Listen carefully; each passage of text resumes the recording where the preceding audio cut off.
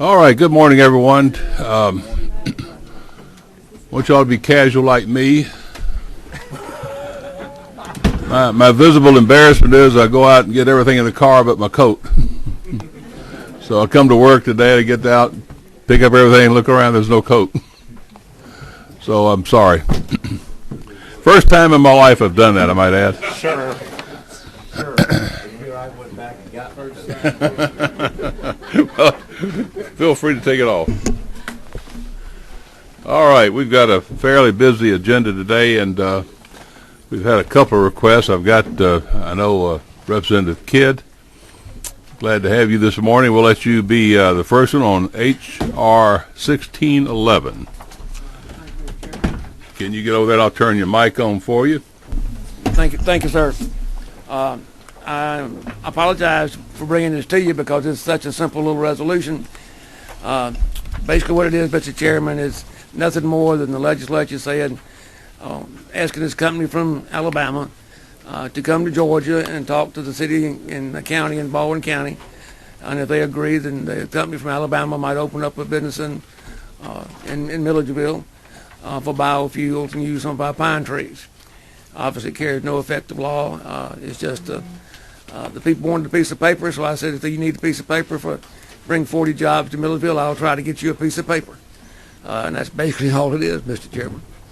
They do want to come to 3 towns in Georgia. So far, they've only picked Milledgeville, and after they get there, I'll be more than glad to send them your way if you'd like to. If you got enough pine trees up there for them to talk to you about. Thank you, sir. I guess the thing we keep buzzing around, the sovereignty of a federal corporation. What are they as a federal corporation? I'm not clear on that. Well, they've been licensed over in Alabama as a federal entity, and with the different biofuels and so forth that they make that they sell to the federal government. They are then a Alabama corporation? Yes, sir. I don't think we want to use the term federal as we use the usual term is foreign, meaning incorporated outside Georgia. Yes, sir. They're incorporated outside Georgia. So why don't we, and I'm not sure where else it may be used, but I think we're saying it recognizes the needs to preserve the sovereignty of a foreign corporation to engage in certain commercial activities within the confines of Baldwin County and the state of Georgia. Yes, sir. I don't have a problem. Any questions from members of the committee on it? Yes, sir. Well, you want to add your county to it? Well, we're going to do this resolution that allows them to come do business in the state of Georgia. Is that going to have an impact on the requirements for, registering and operating in the state of Georgia with the Secretary of State and that kind of thing? Yeah, I think they would. Yes, sir. All this really does is they would have to keep, the local people, the local cities, local county would meet with them, talk to them, the local city, county, and the business entities in Baldwin County. If they don't want to have a business license, so forth, obviously they wouldn't do business in Baldwin County. It's really just, I don't even know that we need it, to be honest with you. They wanted a piece of paper. But obviously, as it says, that the entities of Baldwin County, the government of Baldwin County, will talk to them, and if everybody agrees on something, they'll come to Baldwin County. Some of that might be, property tax abatements or whatever there might be if the county agrees on it. It's simple economic development stuff that every county does, try to lure somebody to their county. Okay. Thanks, sir. Any other questions? I think with regards to the comment, I'm going to read something here just to cover it all, and sort of up to the will of the committee is what we do here. But the now therefore, beginning on line 20, the members of this body recognize the needs to preserve the sovereignty of a foreign corporation to engage in certain commercial activities within the confines of Baldwin County and the state of Georgia, and subject to the laws of Georgia. Period. That would be a chair's suggestion. Somebody wants to offer that when we get to motion stage. Any other questions of the presenter? Is there anyone else here who wishes to address the committee on H.R. 1611? If not, we'll close out public comment.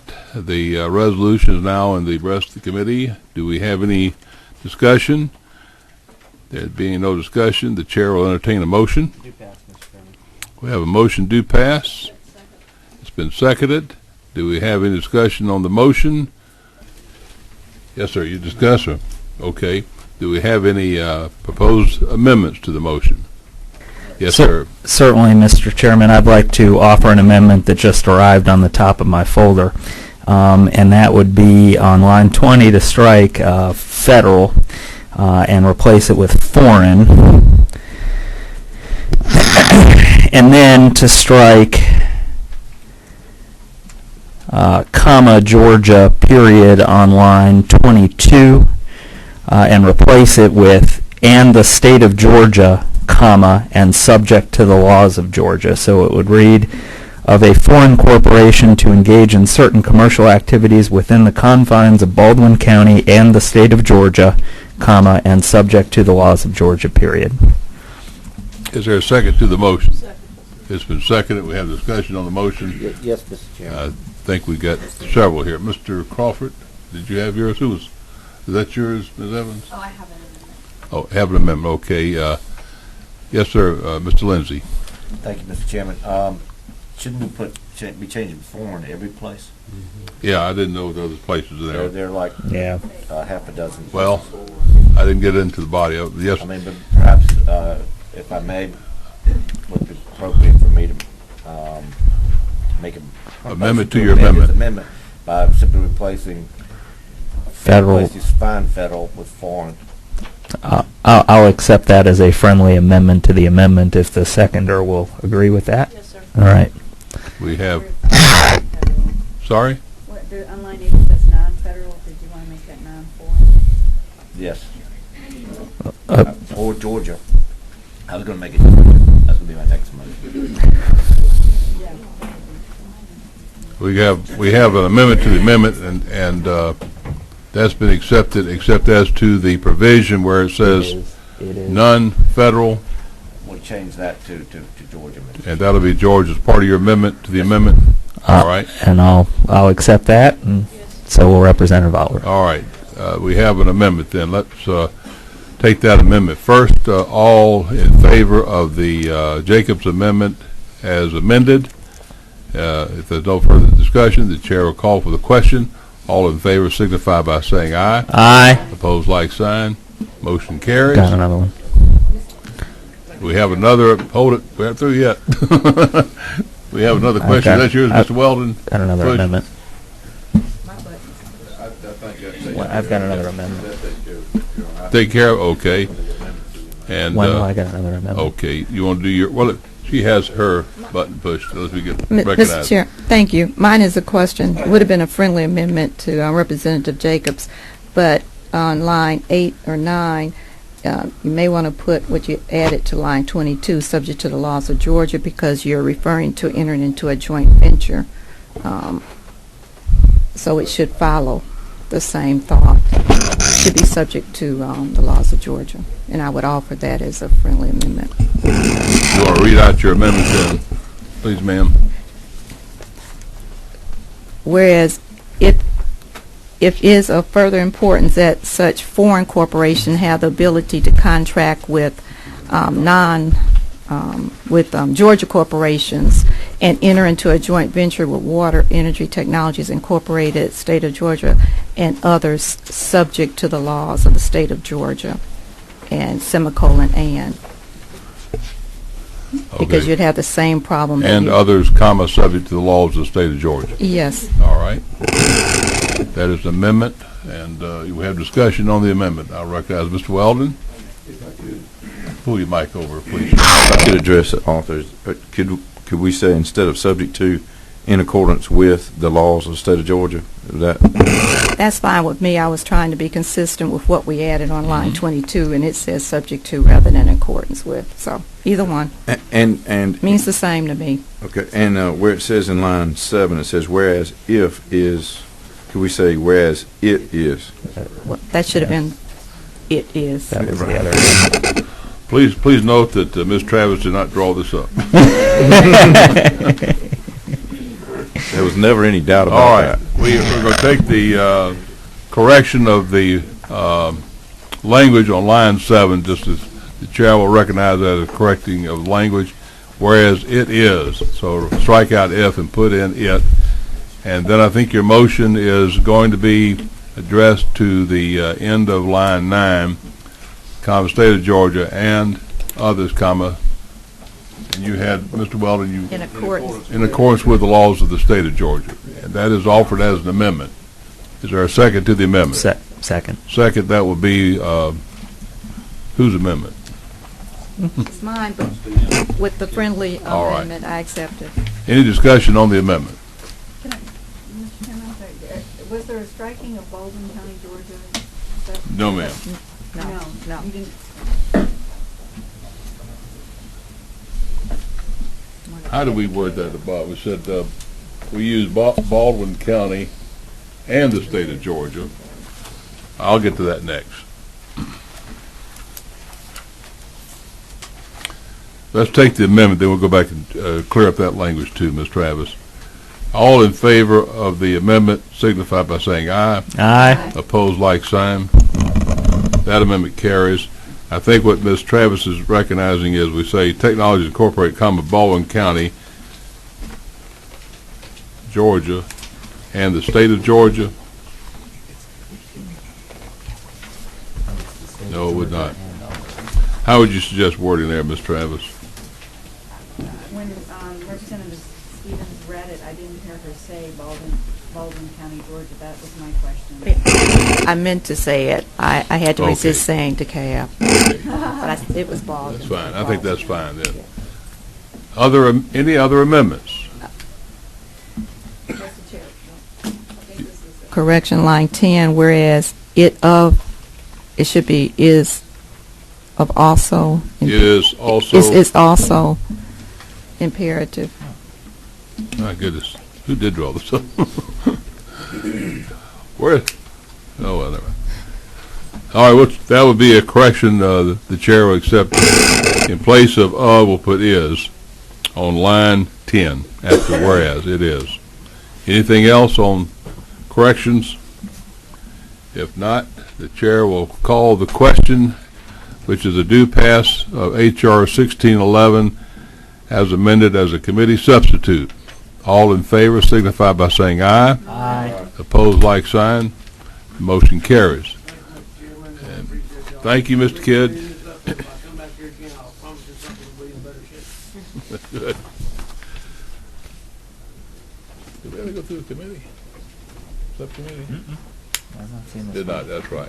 Did not go through the subcommittee. Okay. I remember now. It's all a simple resolution. Next we have will be House Resolution 1644 by Representative Holt. Is Representative Holt here? Right here. There you are. Come around and join us, Mr. Holt. Hotel California treatment.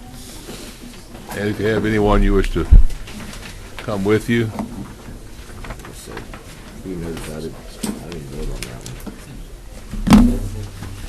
Another simple resolution. another simple resolution, yeah. Good morning. Good morning, sir. And you're here on H.R. 1644. Yes, sir. Thank you. Please tell us about your resolution. H.R. 1644 is asking for a House-only study committee to examine our statute governing how the Georgia Transmission Corporation, or GTC for short, goes about siting power lines and possibly using eminent domain. GTC is a subsidiary owned by most of the EMCs in the state, MEAG and Oglethorpe Power. It handles transmission line projects of joint interest. The reason I'm asking for a study project is because of a quirk, inadvertent I'm sure, in the statute. I've passed around a handout that has the operative paragraph circled. Overall, the law gives GTC pretty much a free hand in siting lines and using eminent domain. About the only hurdle that they have to clear is to have a public meeting.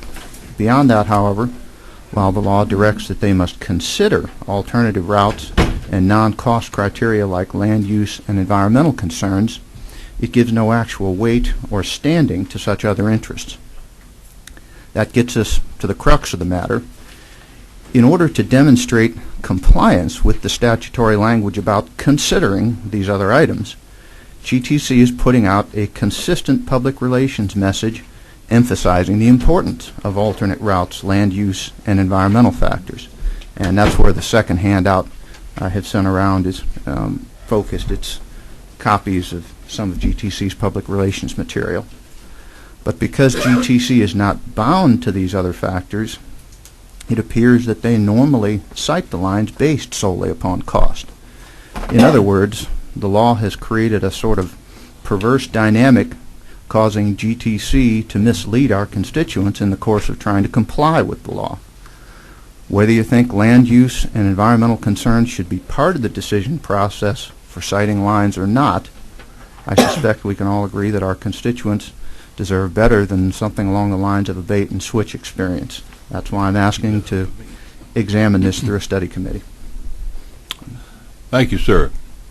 Questions by members of the presenter? There are no questions? I think we do have some. Okay, excuse me. Back over here we have, yes, sir, Mr. Powell.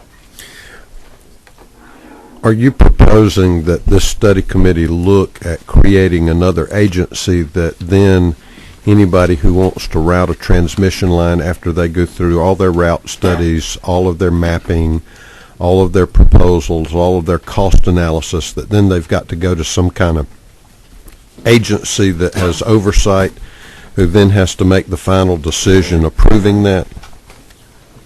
Not necessarily.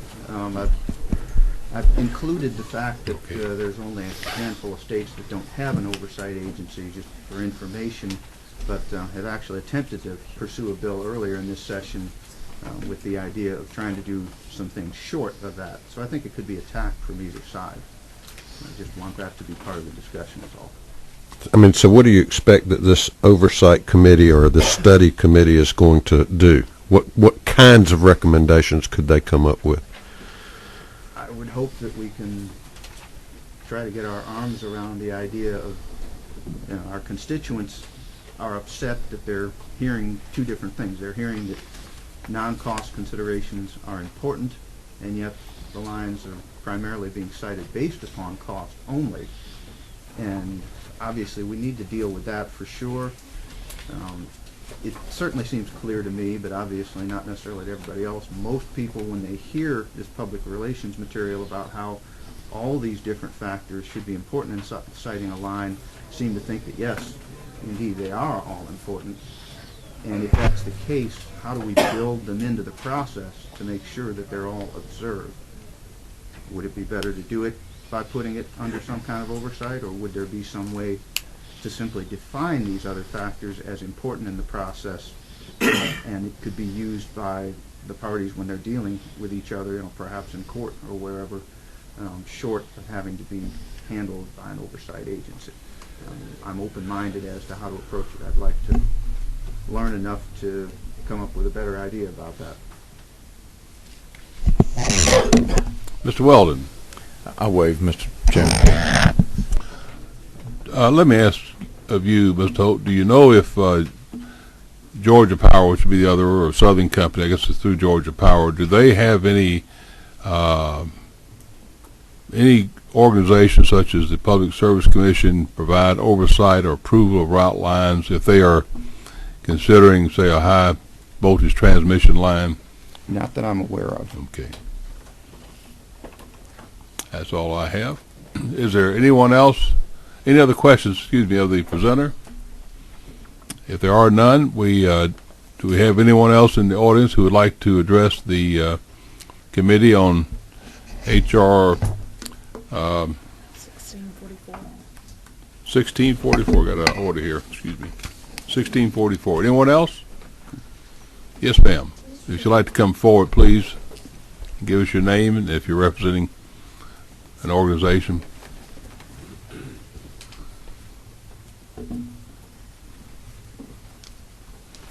Good morning. Good morning. Thank you, Mr. Chairman. My name is Heather Tilley. I'm with Georgia EMCs, and I also represent Georgia Transmission Corporation. I just wanted to let you, Mr. Chairman, and the members of the committee know that we have worked with Representative Holt on this resolution. We appreciate that he accepted some language changes to his resolution that we had concerns about. He has done that, and we are not objecting to his resolution. We believe that a study committee is a good educational opportunity for us to educate the members of that study committee on the very thorough and complete process that we currently go through to site transmission lines.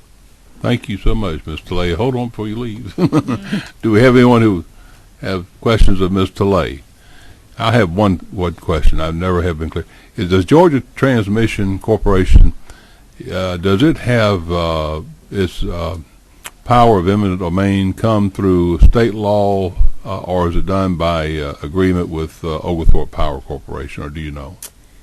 Mr. Chairman, I don't know specifically. I can tell you that a slight variation to what Representative Holt said earlier, Georgia Transmission Company is the transmission line siting arm of the EMCs. It does not represent it does not represent Georgia Power or MEAG. Right. But we do work very closely in the family of companies with Oglethorpe Power.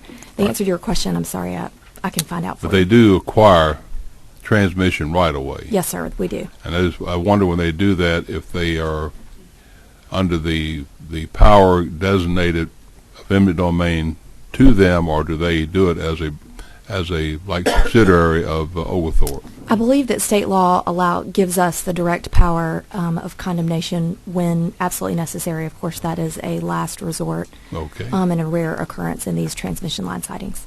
Great. Thank you, ma'am. Thank you. No further questions. Is there anyone else who wishes to speak to the committee? If not, we will close off further public comment, and the resolution is now in the breast of the committee. Discussion among committee members. Is there any discussion? There is discussion. Yes, sir. Mr. Welch. Mr. Chairman, I will have to recuse myself from voting on this matter as our law firm represents Georgia Transmission. Very well. Thank you, sir.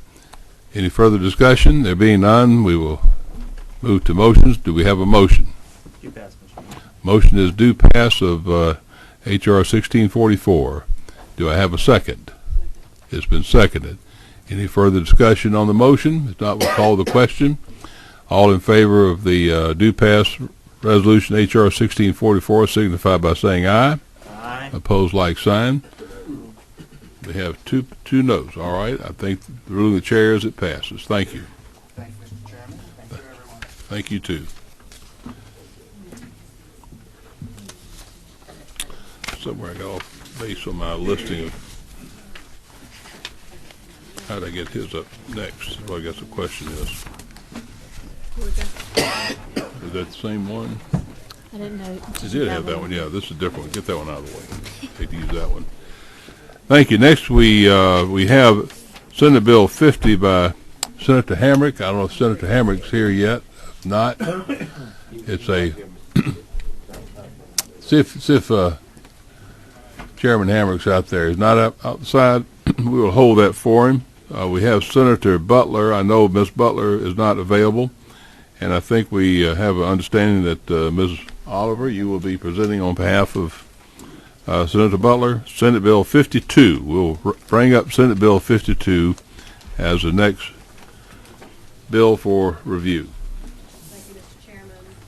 And get your mic is. This bill has passed previously last year out of this committee and did not make it through rules at the end. It requires that when a restraining order is entered by a court that the victim of the person who is sought protection for whom is sought shall be notified specifically of the entry of the order, and it did pass out of this committee last year. All right. We have Senate Bill 52. Any questions of members of the committee of the presenter? There are no questions. Do we have anyone who wishes to speak on Senate Bill 52 to the committee? We have no one. All right. We will close off further public comment. Senate Bill 52 is now in the breast of the committee. Do we have any discussion among committee members? There being no discussion, the chair will... You have comment? All right. Yeah, just having served on the Family Violence Commission, this is an extremely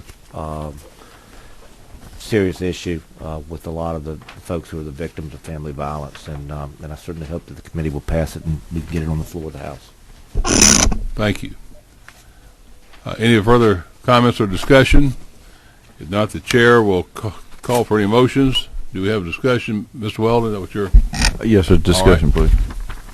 Mr. Chairman, and to Representative Oliver, it says after such this is on line 13. After such order is served by a marshal or constable, such marshal or constable shall be required.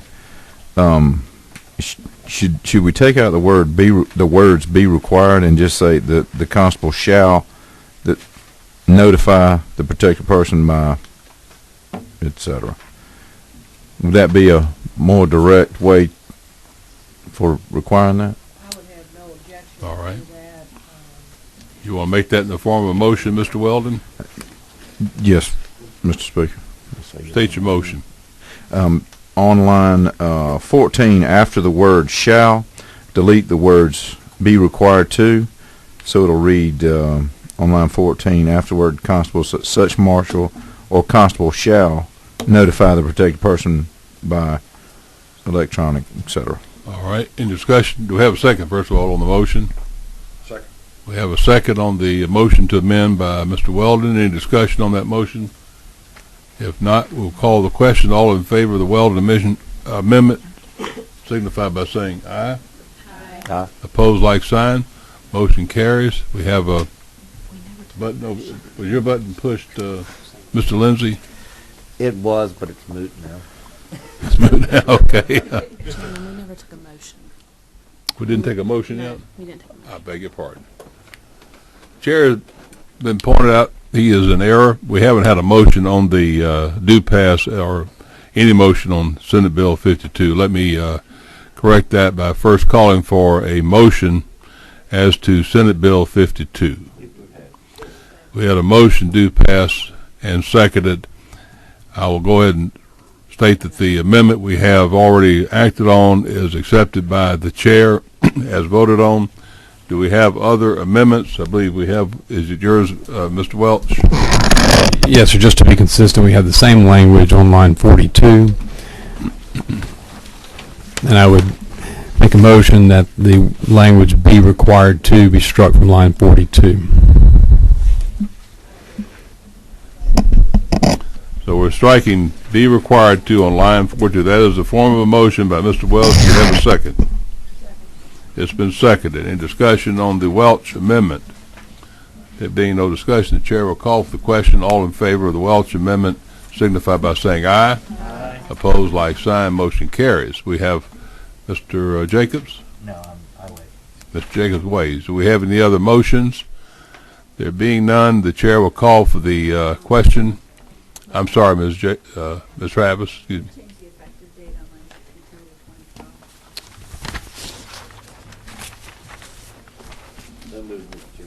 2012. Good catch. We have a change on line 62 to change 2011 to 2012. That's been moved. And do we have a second? Second. It's been seconded. Any discussion on the Lindsay motion? If not, we'll call for the question. All in favor signify by saying aye. Aye. Opposed, like sign. Motion carries. And we have, is it Ms. Stevens? Or yours, Mr. Welch? Excuse me. No. Any further amendments?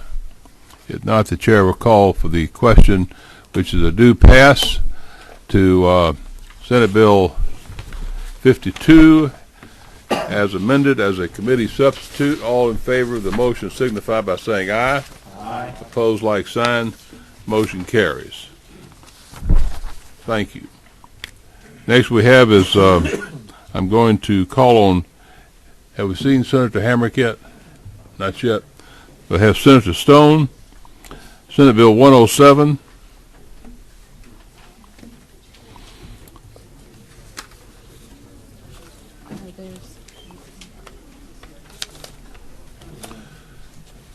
Good morning, Senator. Good morning, Mr. Chairman. We have before us Senate Bill 107 by Senator Stone. Let me open the mic for you. Thank you.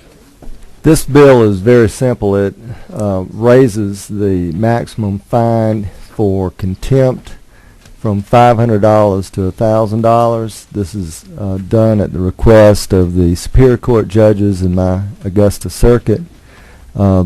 The last change in the level has been nearly 30 years. So, His last change was 30 years ago? Yeah, right. Okay. And the type of contempt we have here, is it contempt as to in-court conduct? Right. Okay.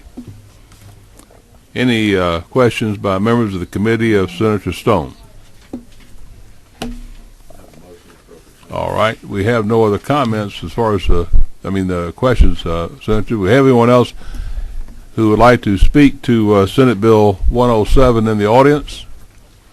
If not, the chair will close off further public comment. The bill is now in the breast committee. Do we have any discussion on Senate Bill 107? There being none, the chair will entertain a motion. Due pass, Mr. Chairman. Motion is due pass. It has been seconded. Any discussion on the motion? If none, are there any amendments from members of the committee? There being none, the chair will call for the main question, which is due pass Senate Bill 107. All in favor signify by saying aye. Aye. Opposed, like sign. Motion carries. Thank you, too.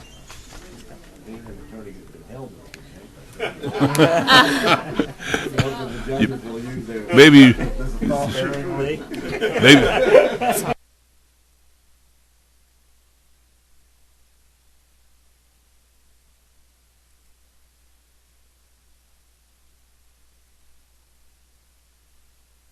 Senator Stone, you got another bill. Why don't we go ahead and take your other bill?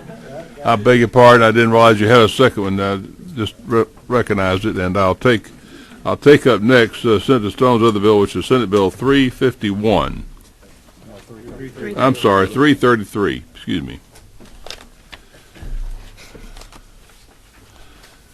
We will let you go forward. Thank you, sir. Thank you. SB 333 is a simple bill. It requires notice of foreclosure sale to all borrowers. Previously, the law, or currently the law, limits the notice to when residential property is the object of foreclosure.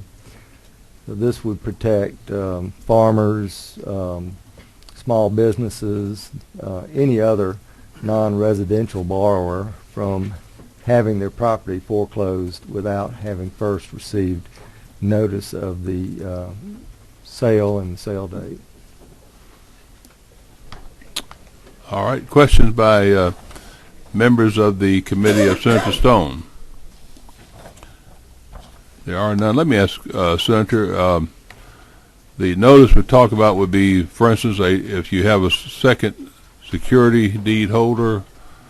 I know in the past is not, if you have a primary security interest, you're not required to notify subordinate security interests. Would this then place that obligation on the primary security deed holder to notify It doesn't address that. It simply, the law now has a general notification provision, but then it's followed by a section that says that notice only applies in the case of residential property. So the same requirements would be uniform that apply to residential property would now be applied to other properties. I see. And it's something that over the years has been customary by many lawyers to do anyway. And it came to my attention that it really wasn't required in some cases where borrowers came to me having only learned of their property being advertised for foreclosure by neighbors happening to read it in the paper. And then I've had cases involving borrowers who actually had their properties sold at foreclosure without their knowledge. I think this would overcome potential due process challenges in the future, and would also encourage more active participation at foreclosure sales. Would also possibly give the borrower the time to line up other sources of money to go ahead and pay the debt. All right. I think we have a question by is it Representative Weldon? Yes, Mr. Chairman. Senator, thank you for bringing this. The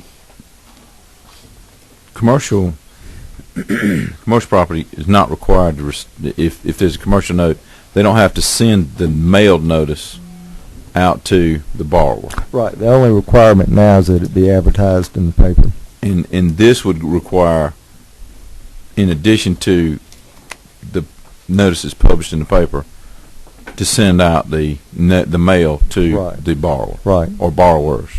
That's correct. Just thinking about commercial notes, there may be, how will that affect guarantors versus makers of the note and signer of the security deed? It would be the same notice that's required in residences, whether they're a guarantee or obligor on the note. That would carry over to this. I have not studied whether or not the current notification on residences extends it to all possible obligors on an obligation, but I would assume it does, so that guarantors would be entitled to notice. But I can't answer that positively. Thanks, sir. Sure. Any other questions by members of the committee? If not, do we have anyone else in the audience who wishes to comment on Senate Bill 333? There being none, the chair will close all further public comments. The bill is now on the breast of the committee. Do we have any discussion among committee members regarding Senate Bill 333? If not, the chair will entertain a motion. We have a motion to do pass. It's been seconded. Any discussion on the motion? If none, do we have any amendments? There being no amendments, the chair will call for the question, which is a motion do pass Senate Bill 333. All in favor signify by saying aye. Aye. Opposed, like sign. Motion carries. Thank you. We can let you be about your other business. My pleasure. Senator Crosby, I understand you also have a need to be somewhere shortly, so we will bring your bill up next. Yes, sir. If you come forward. Very short. You feel like you forgot your coat. I remember one time I went to find a case. I went to the grocery store at lunch, and I walked out and forgot and left my groceries in the parking lot. Well, I asked Mr. Edge if he would come up and sit with me. Sure. This bill came through your subcommittee, and they made some great changes to it, and I think it's ready to go. In essence, yes, Senate Bill 351 is what we're bringing up. Yes, sir. It's all right. Go ahead. LC 295241F. In essence, under subparagraph A, section 1, this tells really the whole story of the bill. All judges of the municipal courts and all judges of courts exercising municipal court jurisdiction shall periodically satisfactorily complete a training course as provided in Article 2 in this chapter. Right. As I understand it, there are a few judges that exercise municipal court jurisdiction around the state who do not receive the necessary training. And if they, under this bill, they will need to do that, or if they knew they need to do that within 1 year after their appointment or election. So really, that's it, Mr. Chairman. Yeah, I think you got what the probate courts in some places do it. Also, you have county recorders courts. I don't know if that mayor's courts, if they're, because their name, feel they may be excluded from that requirement. So I think your measures got good meaning to it. We have a question by Mr. Lindsay. Yeah, thank you, Mr. Chairman.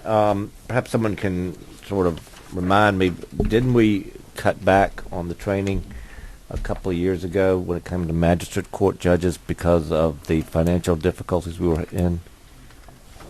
Mr. Chairman, if I may answer that, yes, Yes, we sir. did, and then the following year, we came back and increased it and gave the council, I believe of the magistrates or whoever, the authority to set the limits. Okay. Yeah, I think that cutback was a fiscal matter. It was. Because it was paid by the state, and then we recognized it's not a good habit to get into. Yes, sir. Well, All I right. agree. I just want to. That's good. Recall Right. it. We've Yes, done. sir. Very good, thank you. Any other questions of members of the committee of the presenter?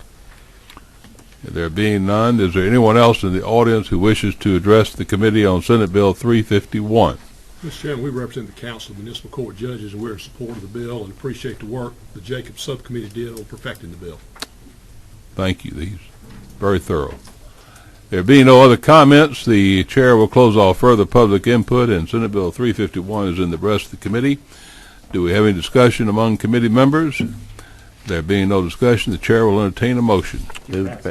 Second. We have a motion due passed by Jacobs. A second has been made to it. Do we have any discussion on the motion? Do we have any amendments to the motion? There being none, the chair will call the main question, which the motion do pass. Senate Bill 351. All in favor signify by saying aye. Aye. Opposed, like sign.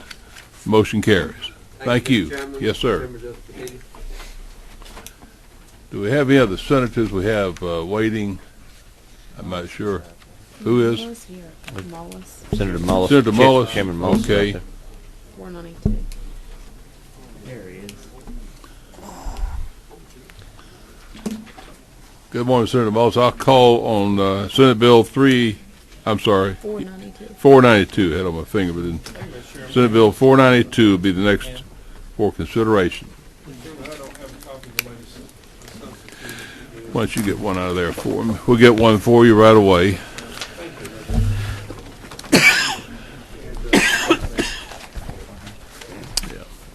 I'm getting it. And the Department of Administrative Services got Yeah. a small amendment for it. Let me, at the beginning, we'll recognize we're dealing with Senate Bill 492, and the particular draft of it is LC 390224S, which should be in your folder. Thank you, Mr. Chairman. Thank you, sir. And I'd also like to thank Chairman Jacobs and the subcommittee for working with us yesterday and passing this out of subcommittee as well. The summary, this bill has two segments. Segment 1 and section 1 and 3 are related to section 2. Let me tell you about section 2 first, which is I guess the easier one to talk about. It authorizes awards of contracts for state and local purchases of equipment to one or more qualified bidders.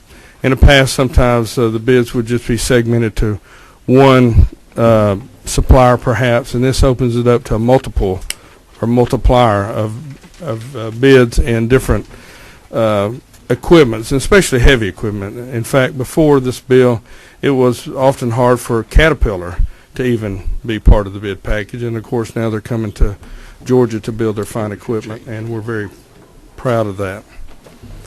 The second phase is Section 1 and 3, which prohibits government entities from requiring or prohibiting bidders for public work construction contracts from entering into a certain labor agreement, meaning that the bottom line is what we deal with, and not have certain clauses that require the bids to be just for labor contracts. We believe that bids should be basically the lowest bidder should be or lowest qualified bidder should be always at the forefront when we're dealing with taxpayer dollars. And that's the gist of the bill. I know there's a lot more to talk about than that, but Mr. Chairman, I'll be glad to answer any questions as your dynamic committee starts researching it. All right. Do we have any questions of members of the committee for Senator Mullis? We have Ms. Evans or Ms. Wallace? I'm sorry, Ms. Oliver. Miss me. I'll recognize Ms. Evans. Thank you, Mr. Chairman. Senator Mullis, yesterday in subcommittee, I think it was Representative Bruce who asked you if you would agree with the statement that cheaper doesn't always mean better. I think that was Representative Bruce, and you agreed. That's right, and of course the important thing is qualified bidder. Sure. Yeah. Sure. My question is, do you have an example of any local government making a decision that sort of led to this legislation, a local government making accepting a bid that you felt was not the best, that would require this effort by the state to come in and take away the control of local governments to decide how they're going to handle their bid process? Yeah, and thank you for that question. In my area, it doesn't happen, but I understand in more urban, suburban areas, it has happened. I think locally there is some examples. I do not know them, but I know they exist. Thank you. Ms. Allen. This bill does take away the city of Decatur's right to organize its own bid structure. Am I right or wrong about that? Say that again.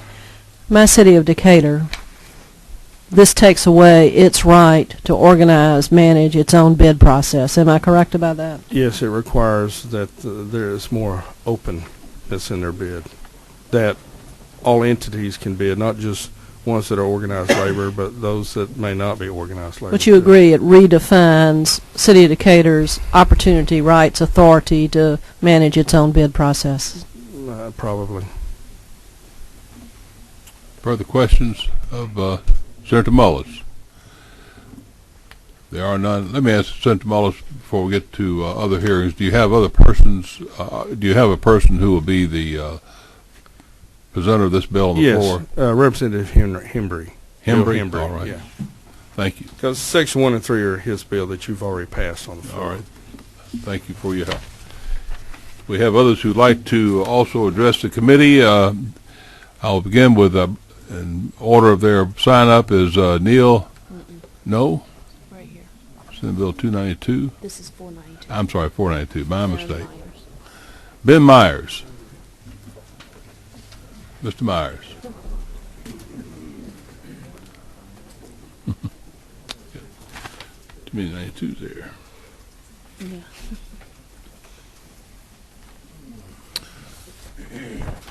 Good morning, sir. Good morning, Mr. Chairman and members of the committee. My name is Ben Myers. I'm the political director of the IBEW, and we are members of the building trades. This is the group of folks who, around the estate, we have over a membership of over 40,000 members. My members, for the most part, are like myself.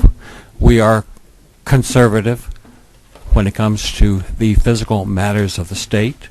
We do not like governments such as the federal government coming in and dictating to local or state governments how to run things, because we feel that government is best at the local level.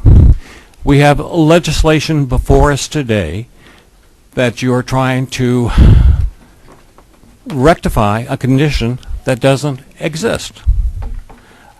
There are no entities of state government or local government that are requiring project labor agreements or any other thing as mentioned in Section 1 or 3. My recommendations to you, why create more trouble for yourself and the other entities of government in this state?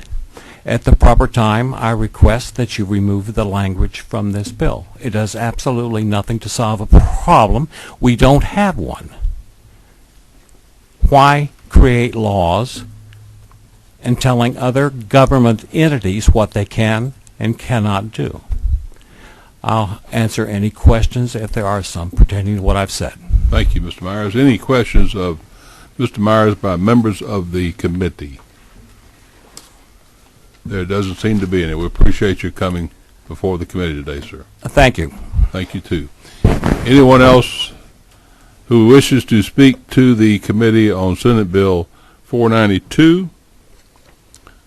I see none. The chair will close all further public comment. The bill is now in the breast of the committee. Is there a discussion among committee members regarding Senate Bill 492? There being none, the chair will entertain a motion. Motion is, yes, sir. Sorry. I apologize, but I have an additional language that the Department of Administrative Services wished to add. It's just one sentence. Would you? Come around. Let me hear what proposal is, we'll let you make it as a proposal. Have you discussed it with any members on the committee? Have you presented this to members of the committee yet? No, sir. We just got it just moments ago. You did. All right. Well, let's. Joe, would you introduce yourself, please? I'm Joe Kim with the Department of Administrative Services. I apologize for the late request for an amendment. I appreciate Senator Mullis working with us. It's not really a concern. We really wanted to make a point of clarification because Section 2 of the bill specifies that the department can make multi-award schedule contracts. We certainly have no objection to that.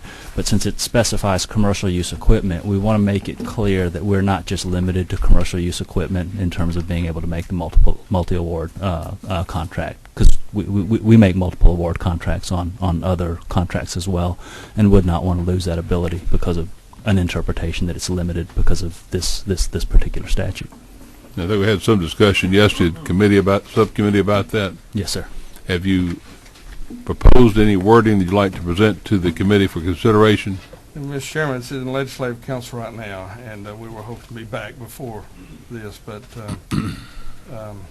how can we give you something on the fly? We can. Well, not the one on the fly. If you've got something, I can always defer further consideration on the bill. We'll entertain a motion to table. At the moment, I think was best way we to. can move forward, and maybe we can do it on the floor. Let me ask you this. Yeah. You said it's in the if I may, Mr. Chairman. Yes, sir. Go ahead. You said it's in the Legislative Council. Will it be down here in the next few minutes? Yes. Well, can we just move to table it for? That was my and suggestion. then we'll bring it off the table as soon as you get the language. Proofreading it now. All right. Let me apologize. just. All right. We will entertain motions at this point in time. And first, I had a light, I believe, over here, Mr. Weldon. I'm just going to make a motion, lay it on the table. All right. Let's hold up. Bill. If you've got comments, first of all, Ms. Evans, yours light on for a comment, or Ms. Oliver. I wave. I was. And over here we have, yes, sir, Mr. Bruce. Roger Bruce.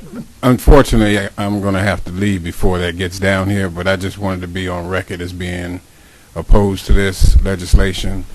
I think it is totally inappropriate for us to be telling local governments, how they should be able to, handle their business. We are in a battle as we speak, with the federal government and them telling the state what to do, and I think we're practicing what they're doing.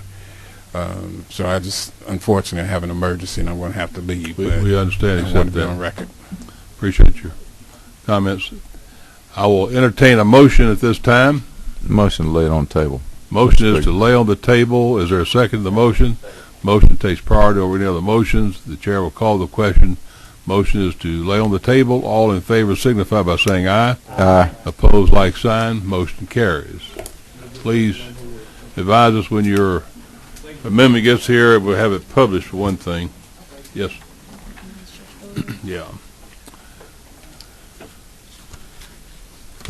Oh, this aside. I'd like to also recognize our Superior Court judge sitting with us today, and that is Judge Billy Ray of the Gwinnett Circuit.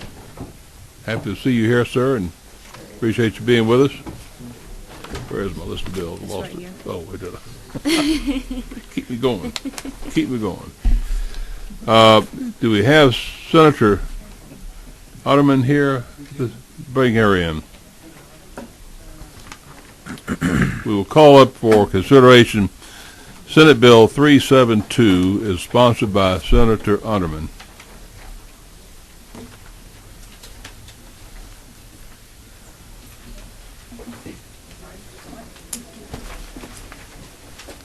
Good morning, Senator. Pleased to have you with us. Good. We've been over working on the budget. Delighted to be here. Did we do a good job with it? Yeah, we don't have that many changes. It's really remarkable. You get We were that- just talking about that. You get that done, we can probably leave this place. That's exactly right. We have called up your bill, Senator Unterman, which is Senate Bill 372 for consideration, and would like to have you address the council on it. Thank you. Committee. We'll get these back from All right. conserving their paper and their money. I bring before you, and I had the pleasure of bringing it before the subcommittee, Senate Bill 372, and it did pass unanimously in your subcommittee. It also passed through the Senate.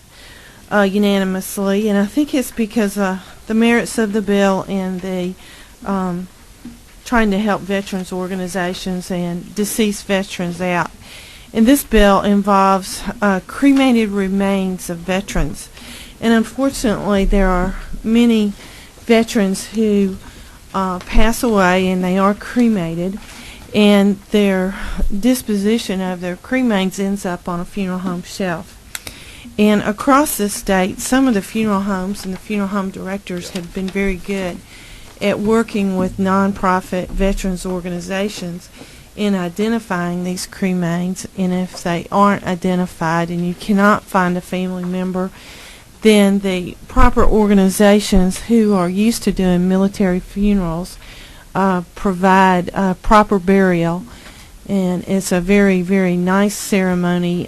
Most of the cremains are taken by military escort on motorcycles to the military cemeteries, either in Milledgeville or up in Canton, and are buried. And the good thing about the ceremony is that if a family member or someone associated with the deceased veteran cannot be found, that these nonprofits actually keep their flag.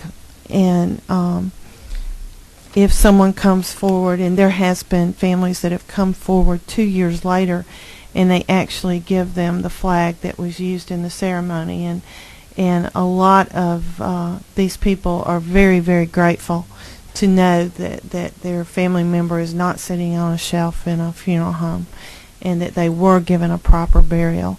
And they have actually found unknown cremains of Purple Heart veterans that have been buried, and it's a great thing. And the purpose of the legislation is to make sure that the funeral homes do work with them.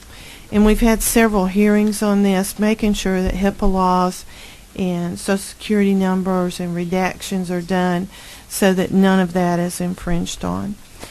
And with that, I handed out the brochure.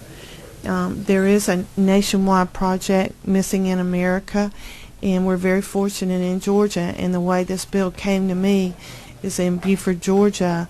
They are very proactive, and the gentleman that runs the Missing in America project in Georgia lives in my district, and he brought this to me. And when he first told me about it, I was like, oh my gosh, how can I not do that? And this just ensures, like I said, that funeral homes will work with them. And the language in the bill specifically states the nonprofits of the American Legion and VFWs and people who are know how to run a proper military funeral. Well, thank you for bringing it for us too, Senator Alderman. Is there any questions of the Senator by members of the committee? There does not appear to be any. Is there anyone else who would like to address the committee on Senate Bill 372? Chair seeing none, we will close all further public comment. The bill is now on the breast of the committee. Do we have any discussion among committee members? There being none, the chair will call for a motion. We have a motion do pass by Ms. Oliver, seconded by Mr. Jacobs. Do we have any discussion on the motion? There being none, do we have any amendments proposed? The chair does not recognize the amendments. We will call for the main question. The question is a do pass Senate Bill 372. All in favor signify by saying aye. Aye. Opposed, like sign. Motion carries. Thank you very much. Thank you. The chair has received the proposed. Oh, who's going to? Do we have somebody know who can present this on the floor? Either Smith or Yates. She didn't give me. Which of the House members would you like to have present this on the floor? Chairman Smith had told me, and Representative Yates is working with him. Okay, so the primary one will be Chairman Smith, yes. Richard Smith. Richard Smith. Thank you. They're both veterans. Very good. Oh, I'm sorry. Let me call back the question. There was a typo that the Legislative Council brought to my attention. I just went past it. Can we have a motion to bring back for consideration Senate Bill 372? Move to reconsider. We have a motion to reconsider. It's been seconded. Any discussion on the motion? All in favor signify by saying aye. Aye. Opposed, like sign. Thank you. It was brought to my attention on line 70, the word act is used. We don't use act as a matter of drafting if we can avoid it. What we have is the code section. So my suggestion, someone will make an amendment to line 70 to strike act and insert in its place code section. So moved. Second. We've had a motion made. It's been seconded. In discussion of the motion, there being none, the chair will call the question. The question is under the motion consideration. The motion of the bill, Senate Bill 372, to amend by adding code section on line 70 and striking act.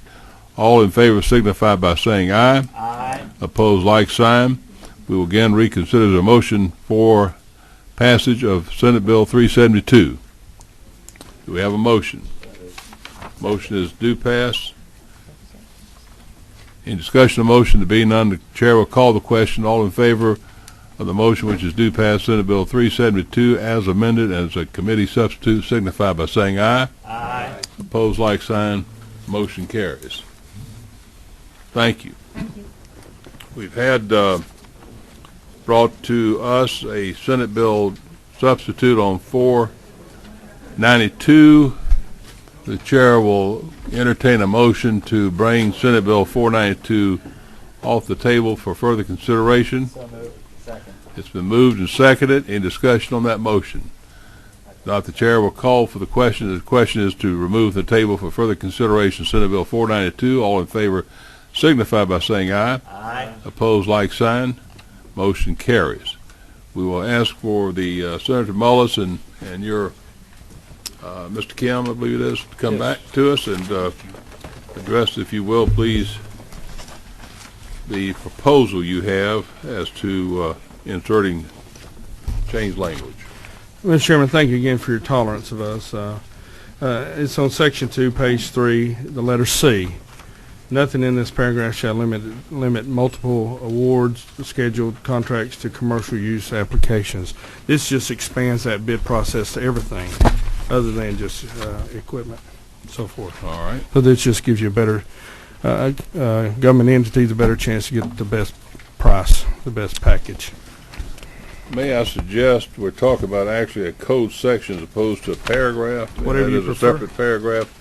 Maybe nothing in this section, code section. Whatever you'd like, Mr. Chairman. Certainly agreeable to that. Would it? It actually is, it should be paragraph. Is it? Okay. But this change is still needed. Yeah. Okay. I beg your pardon. I should have called that out. We are working off LC 390236S.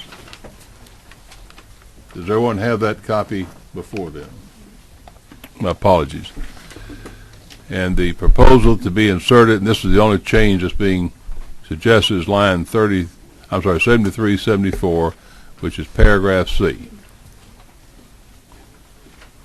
All right. Any questions of the presenter as to the Senate Bill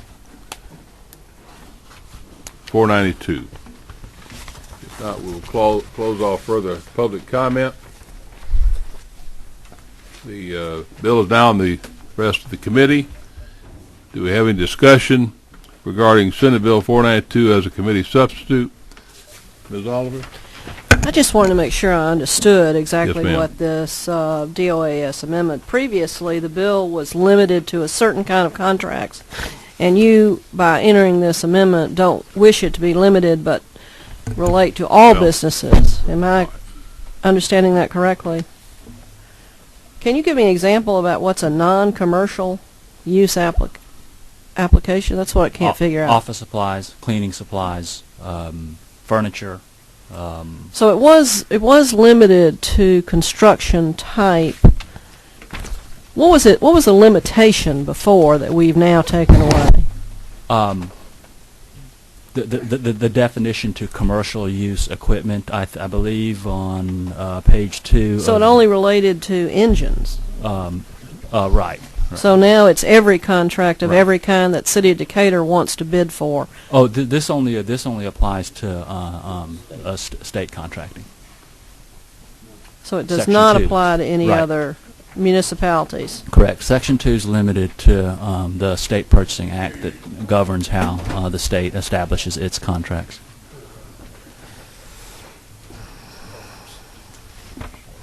Anything further, Ms. Oliver? No, sir. Thank you. If I may. All right. Okay. Go back to I see where comments and discussion with the committee thank you, member Mr. among the Chair. presenter. The new addition, section C, and you said it only applies to state contracts. Is that correct? Yes. And when it's the language in B of on that's in the best interest of the state, a multiple award scheduled contract. So you're saying that for the purchase of equipment, that limits it?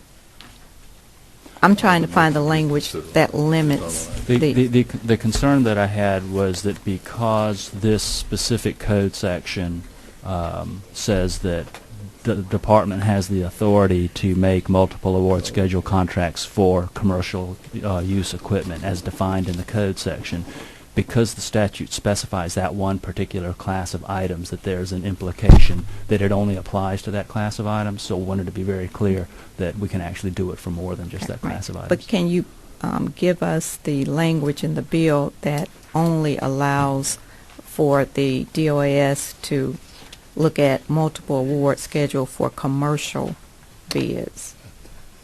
The statute itself does not say that. Okay, thank you. We have further comments, I see, of members. We have Mr. Lindsay Waves, Mr. Jacobs. Yeah, as I understand it, the paragraph is intended to place a restriction on multiple award schedule contracts for commercial use applications. My concern was... And you don't want the paragraph to be construed to limit multiple award schedule contracts to commercial use applications, meaning you want to be able to use that type of contract for more applications than just commercial use applications. Yes, sir. All right. I think that's clear. Ms. Oliver, did you have a question of the presenters? Procedurally, Mr. Chairman, since the bill is back on the table, I believe, am I remembering correctly that there was a motion for due pass on 492, or do you need a new motion for that? Well, we did not, as I recall, have a motion at the time we decided to table, because it was brought to our attention there was a proposed amendment being prepared. We did have We a did motion. go to a motion? We did, Mr. Chairman. It was my motion, and I'll withdraw it, and I'll make a new motion as to... All right. And the reason parliamentary inquiry, I just wanted to clarify that, Mr. Appreciate Chairman, because I have an amendment, and I wanted to make sure I was making an amendment in a timely manner. Very good. You've had your amendment due pass. You're withdrawing that, and there's a second. Who was the second of that motion? I think I was. You were. Do you also concur? All right. Well, just a second. Anything further on that point, Ms. Oliver? No, sir. Mr. Jacobs, you have? I waive. You waive. All right. Now, are we through with the questions of the presenter? Anyone else have a question of the presenter before I close off further comments from the audience? There being none, do we have anyone else in the audience who wish to comment on the bill? There being none, the chair closes off further comment. We're now for discussion among committee members on Senate Bill 492. Does any of the committee members have any discussion matters to bring forward? If there being none, the chair will now entertain a motion. Move to pass Senate Bill 492, LC 390236S. As amended. Second. Well, I guess it would be an amended. Excuse me. It just passes. That's correct. Second. It's been moved and seconded. Ms. Oliver. I'd like to offer an additional amendment, Mr. Chairman, at the appropriate time. All right. First of all, any discussion on the motion? If not, the chair will entertain any motions to amend. Do we have any amendments? Yes, ma'am, Ms. Oliver. Mr. Chairman, I move that Sections 1 and Section 3 of LC 390236S be deleted and Section 2 be renumbered accordingly. Other sections be renumbered accordingly. The motion is to strike Sections 1 and 2. And 3, sir. And, I'm sorry, 1, 2, and 3? No, sir. 1 and 3, beg your pardon. 1 and 3, and renumber accordingly Sections 4 and 5, which would be now 2 and 3. There's a motion made, seconded, discussion on the motion. There being none, the chair will call the question on to strike as offered by the Oliver amendment. All in favor of the motion signify by saying aye. Aye. Opposed, like sign. No. This ruling of the chair, the motion failed. We're back to the original motion, which is the motion due pass by Representative Lindsay, seconded. Is there any further discussion on that motion or amendments, to that motion? No further amendments. The chair will call for the question, which is due pass Senate Bill 492 under LC 390236S. All in favor of the motion signify by saying aye. Aye. Opposed, like sign. No. Chair is in doubt. The chair will ask for a show of hands. All in favor of the motion do pass, raise your right hand. All opposed, like sign. Motion carries. We have a due pass on Senate Bill 492. Thank you. Mr. Chairman, and let me know how I can help your members in the Senate Transportation Committee. Well, wonderful, wonderful. I don't know, I've ever had I think in 12 years I've never had a transportation bill, but you never know. You don't even have to come to committee. We're going to, let's see. We've got both of Hamrick's Yeah. and Albert's left. I'm going to call up Hambrick's Senate Bill 50. I don't know if Senator Hambrick's here. It's a reason, I think if he's not here, we will go ahead and take it. I know he's got other things he's working on. It's a fairly simple issue that we have dealing with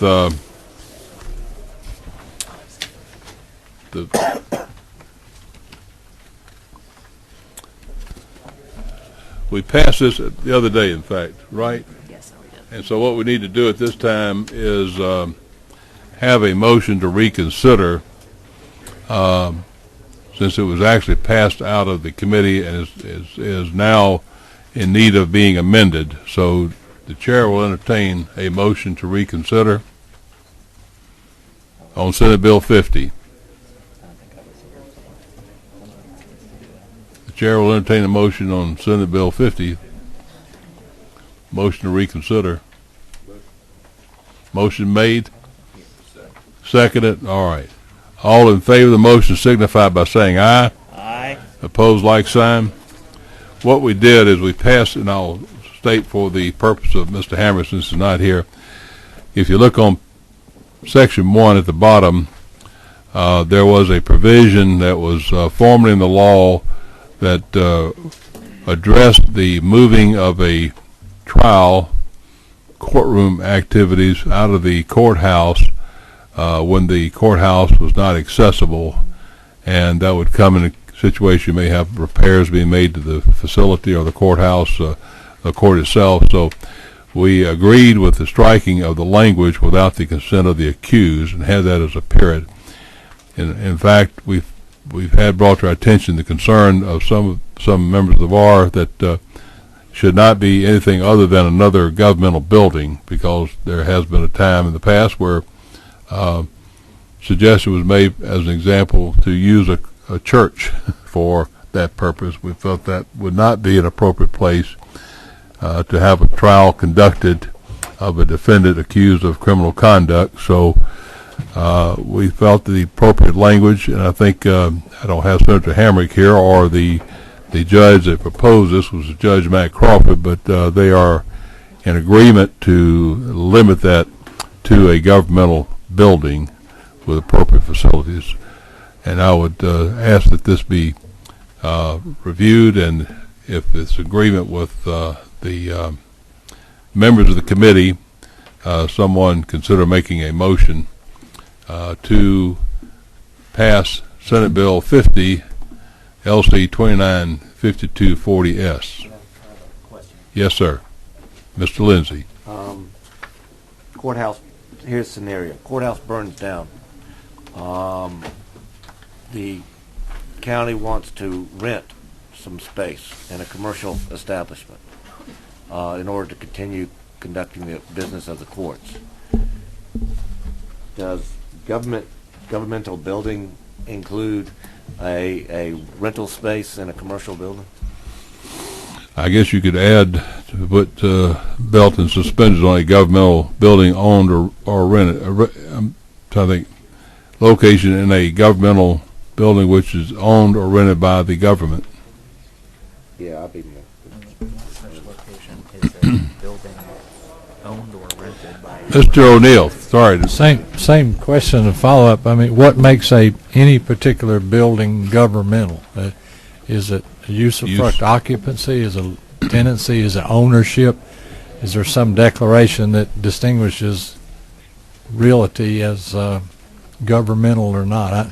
I think that's a pretty vague definition of a building used by the government, used or owned by the government. Then I don't think that would solve what Representative Lindsay's example was. If somebody doesn't want it to be a church, a church could still be used by the government for limited purposes on a short-term lease, for instance. Mm-hmm. I think we got some vagueness there. And another example, I recall at one point, for instance, the Workers' Compensation Board rented space in the CNN Center years ago. I think this applied, let me be sure, no, did not just apply to criminal. It does apply to criminal, yes, and this not, and also of counties of not more than 50,000. While we have all that as a provision, and I do not know when the language was put in as far as a provision of the law. Apparently, it goes back for a time prior to or after 1990. We have other comment. I want to go through the comments, and Mr. Weldon, did you have your button? Yes, Mr. Chairman. Go ahead. I'm kind of with Mr. O'Neill over there. I'm concerned that if whichever county, but if we had a small county that didn't have very many commercial buildings and they didn't have the space otherwise, if they were occupying or operating or conducting business from a specific site, then that would, I think all of the requirements for in the setting of a criminal trial, you'd still have to have, or the county would still have to provide security, provide transportation in and out, and there'd still be the same issues about access that they would have to, jump through those hoops in order to be able to operate out of that building. And I don't want to limit where the trial could occur, because then it could affect the manner in which a prosecution occurs. And if there's a speedy trial demand that's been filed in one of these cases, they're coming up on the second term of court, and something happens to the courthouse, whether, I don't think we have provisions in place other than the judge's discretion regarding the destruction of it could be a tornado like hit in Ringo, that could impact those prosecutions. I have a suggested language.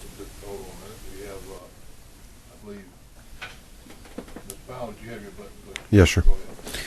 Just two comments. I agree with Representative O'Neill as far as that we need to define what governmental buildings are, but as to the issue raised about if a courthouse burns, I think the current law says is that the county commission votes to designate a particular facility a courthouse, and they have done that in the past when buildings have burned, whether they occupy a school or some other facility, that then becomes the courthouse, and so that would address that issue.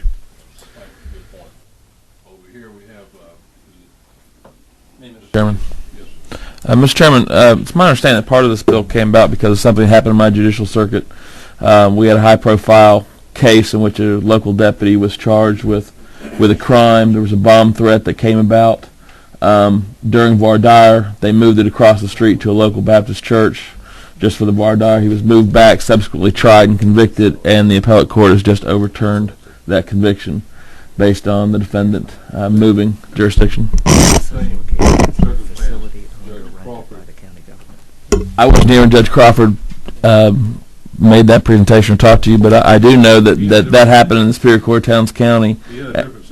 And we are now retrying a very high-profile, very expensive case simply because of that.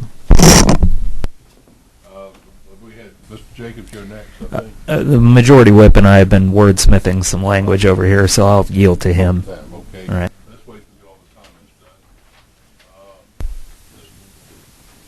done. Thank you, Mr. Chairman. Sitting here, I had a thought, and I realized that's a dangerous thing, but I thought I would share it. I understand the concerns that are being expressed, and I wonder, and this may be what Mr. Lindsay and Mr. Jacobs have been working on, since this would apply only in the context of a criminal trial, what about if we amend the language to read unless such location is approved by the presiding judge? Well, it's the judge who makes the decision, I believe, in the case where it's being moved.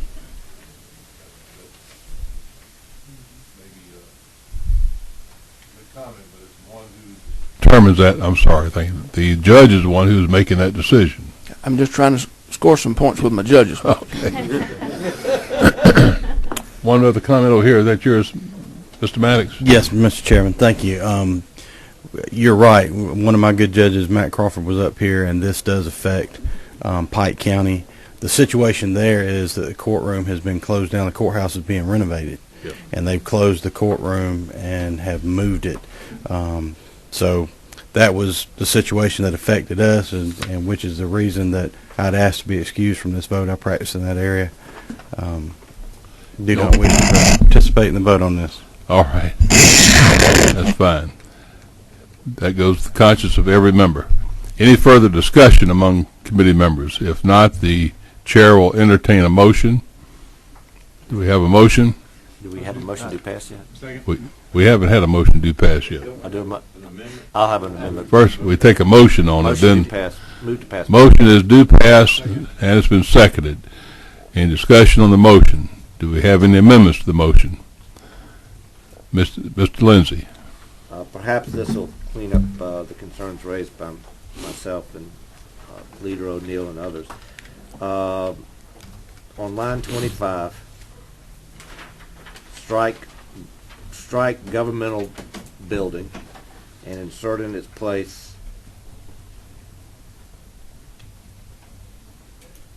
facility owned or rented by the county government.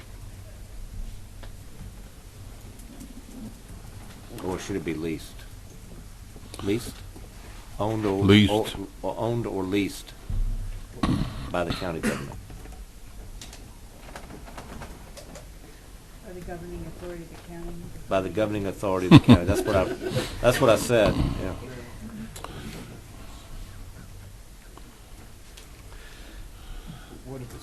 Okay, hold on a minute. So if we have discussion on, do we have a second on the amendment?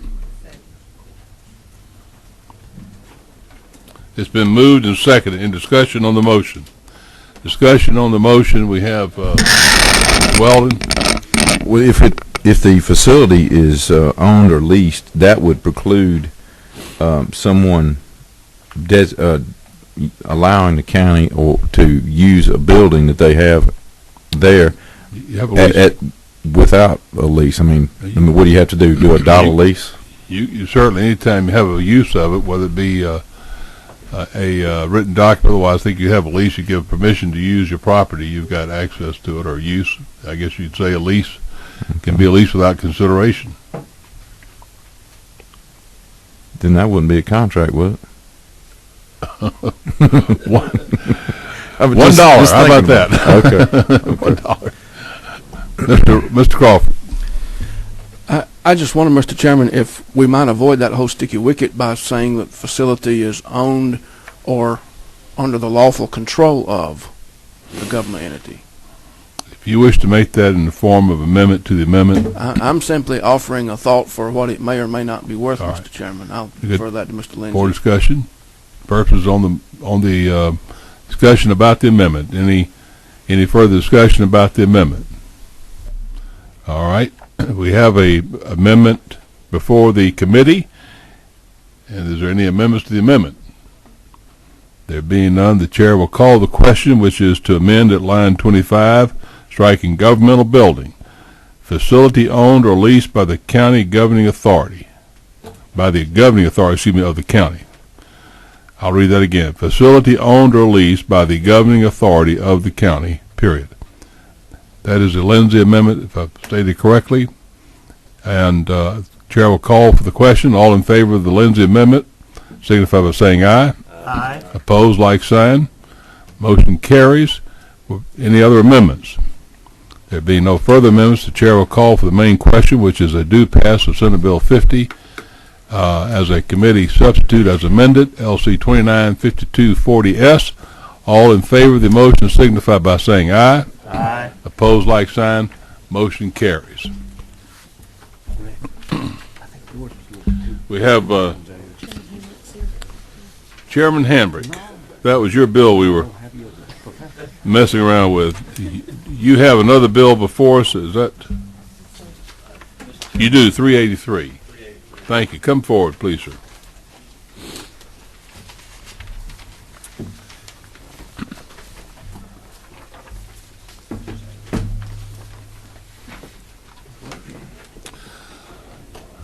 Good morning, sir. Good morning. Glad to have you with us. We're on Senate Bill 383, sponsored by Senator Hamrick.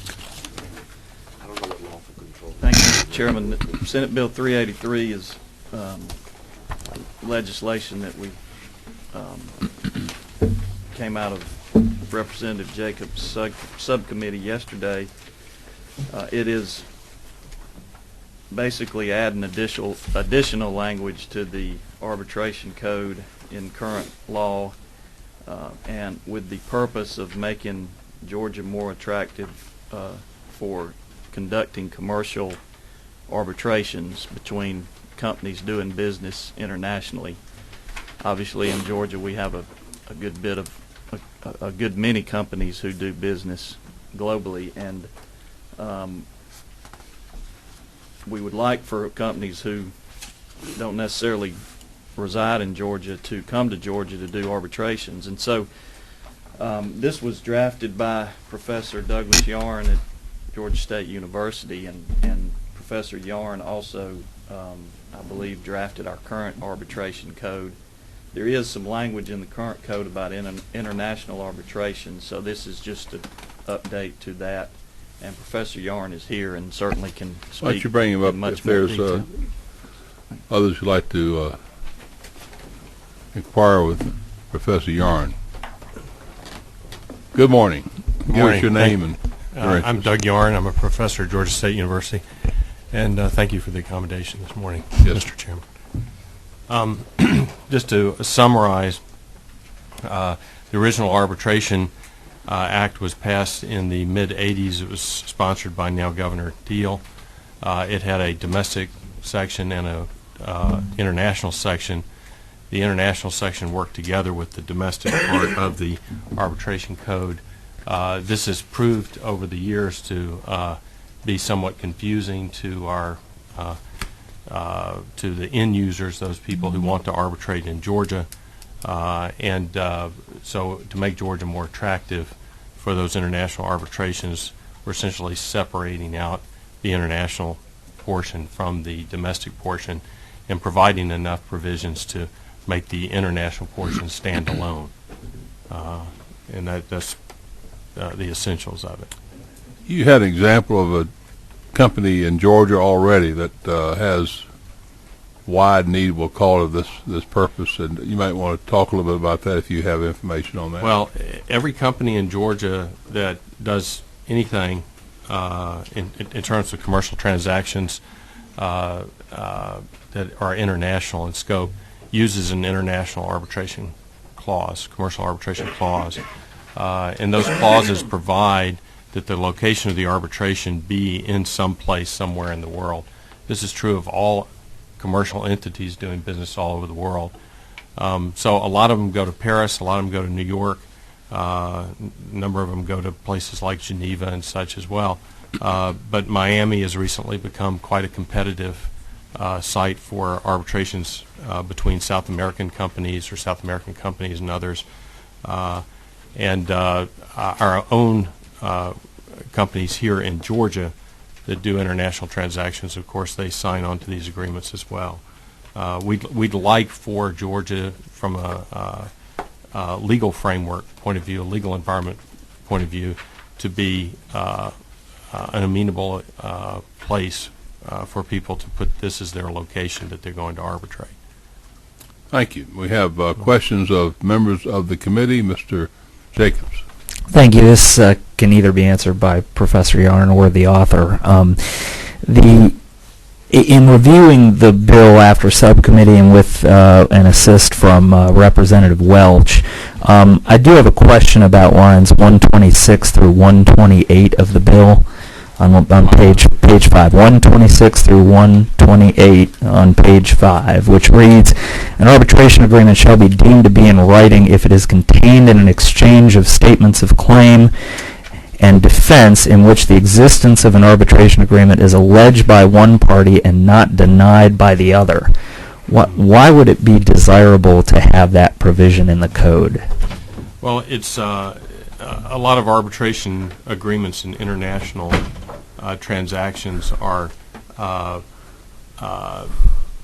by telex, different kinds of electronic commerce kinds of documents and such. It's sometimes where it's not very clear that was their intent. If a party initiates arbitration and the other side says that's fine, basically by not opposing it, then it's enforceable.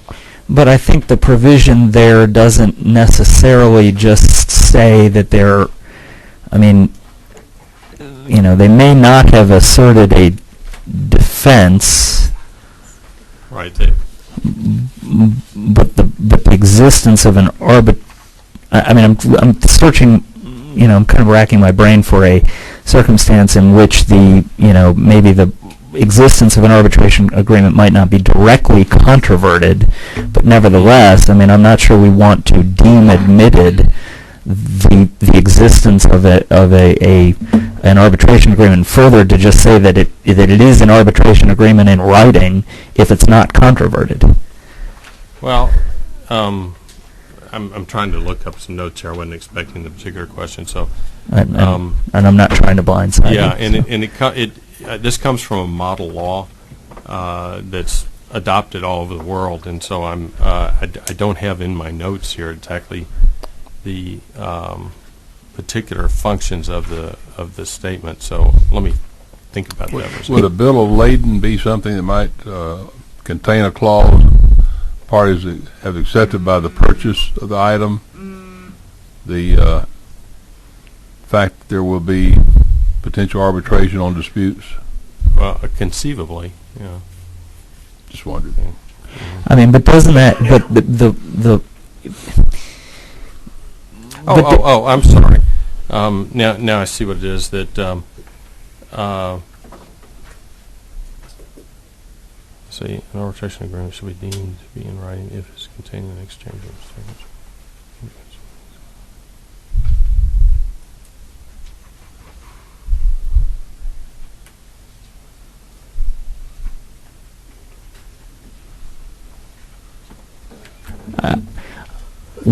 It's 126 to 128. I guess my real question isn't the worst case scenario if we take that provision out that a court would have to make a finding that there is an arbitration agreement? Right. Before we get to arbitration? I suppose. I think we're just trying to not engage the courts that much in these particular international transactions. So. Hold on, we'll get recognized parties, and I think next we have our leader, Mr. O'Neill. Thank you, Mr. Chairman. This question's for either the Senate author or the scrivener here. and it's truly a question. I don't want you to take it as a any kind of attack. I'm looking on page 4 at the top of the page, lines 93 and 94. It talks about may derogate or any requirement under the arbitration agreement has not been complied with, and yet, my question is, what does "and yet proceeds" mean within the context of this? Is there a time limit? And then further down in line 94, the phrase "undue delay." Is that elsewhere in here somewhere define those two word phrases, because they seem to be pretty arbitrary. Yeah, and there's quite a bit of law developed around this, actually, right, that provides the reference around this. But this is essentially a waiver provision. So if a party moves forward to arbitrate, then there's aspects that haven't been complied with the arbitration, then if they move forward, then there's essentially waiving any challenge to that hasn't occurred. In terms of the clarity of the language, and that's really my question, and I don't mean to interrupt you, but what do you mean by move forward? That's yet proceeds. I mean, yeah, what constitutes moving forward? Is it a second in time, a day in time? It's actually filing the claim. Filing the claim to arbitrate would be proceeding forward. Now, this is a requirement under the arbitration agreement. So which is the contract which forms the whole basis of the arbitration. It looks to me like this is a pretty significant waiver. It is. I mean, and this is the standard under commercial practice. Yes, sir. Once a party goes ahead and moves forward by that is yet proceeds by going ahead and filing their claim to arbitrate, then they're waiving essentially. One last question in that regard, if I might, Mr. If that what constitutes it, why wouldn't we just say there proceeds with filing a claim, and that's what triggers the waiver, rather than having sort of that nebulous proceeds? We could. I'm trying to avoid derogating from the uniform model language, which is known throughout the world. So there's basically, this is again based on a model code that has been adopted by a lot of states already and by a lot of other countries. So anything that we do to sort of move off of that, I think, kind of creates questions about, well, what do we mean? Because there's case law around this in other places that helps develop this, that supports it. Mr. Welch? Going back to the question raised by Representative Jacobs, the response that I heard was that there are instances where there's some communication that's been derived, and that communication in the negotiations of the contract, the arrangement, may include some arbitration agreement. And that's handled on lines 123 through 125, so that's already addressed in the legislation. So again, I don't understand the need for 126 through 128, and it begs questions of what would be the terms of this purported arbitration agreement if one party is saying one exists and then the other party just fails to deny one exists. Then what are we getting in terms of the terms, the operation of that arbitration? And that concerns me. The question I had dealt with page 2 on line 34. This section says that the parties to an arbitration agreement have their places of business, and there may be a simple answer to this. Would it not be the principal place of business, or in terms of jurisdiction for the arbitration? Should it be their principal places of business, or is there a reason why we're not designating that? Because this could be any place of business at all. Yeah, I mean, they could have a nexus with any number of, if their businesses are in different places, obviously. I'm not sure I understand your particular, is there a concern there on that? This just seems to open up that arbitration, that if they have any office whatsoever, any location whatsoever, then it could trigger this international arbitration. If they've got an agreement. Right, they have first have an agreement. They have to have an agreement first, and if they have an arbitration agreement and they're and they have places of business that are in different countries. Well, I see what you're getting at.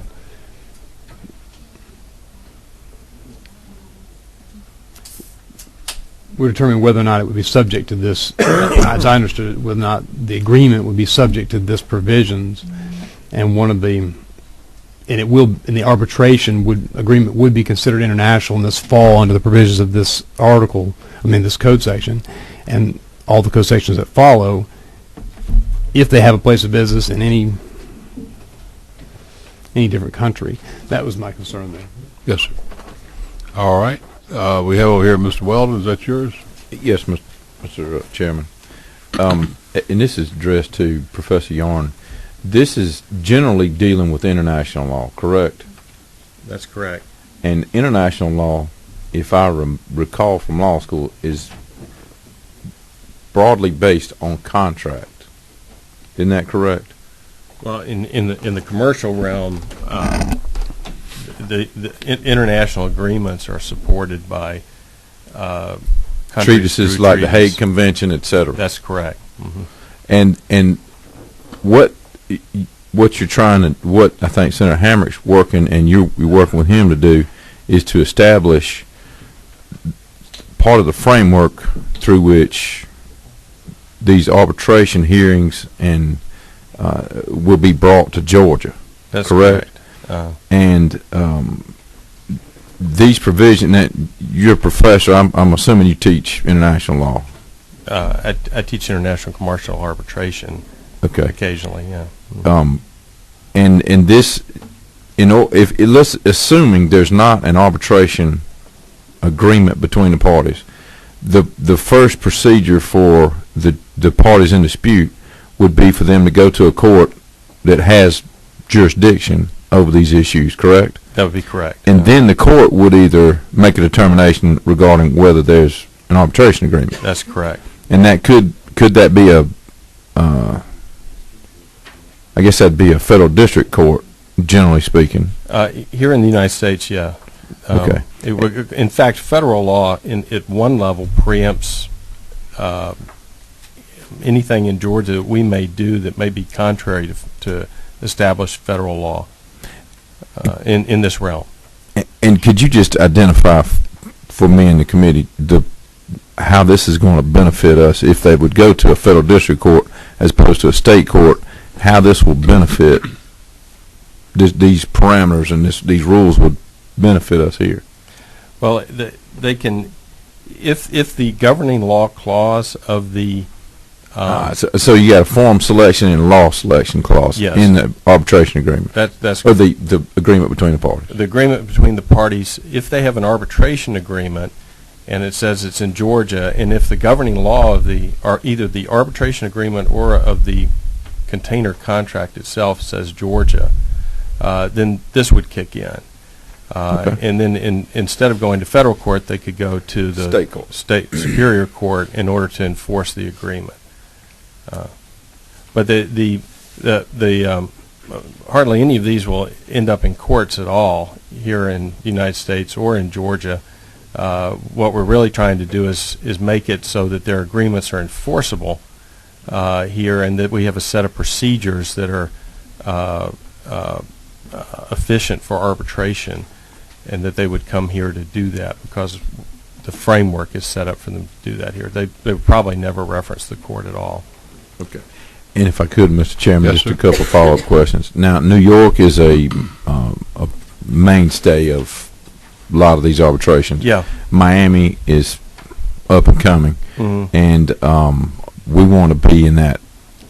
We want to be able to participate here because the companies here that would like to be able to conduct their arbitrations in Georgia. with their home state, right? Right. They'd prefer to stay here, but there are companies in other parts of the world that would have disputes with each other that are not going to go to their home countries, but Georgia's very convenient for them.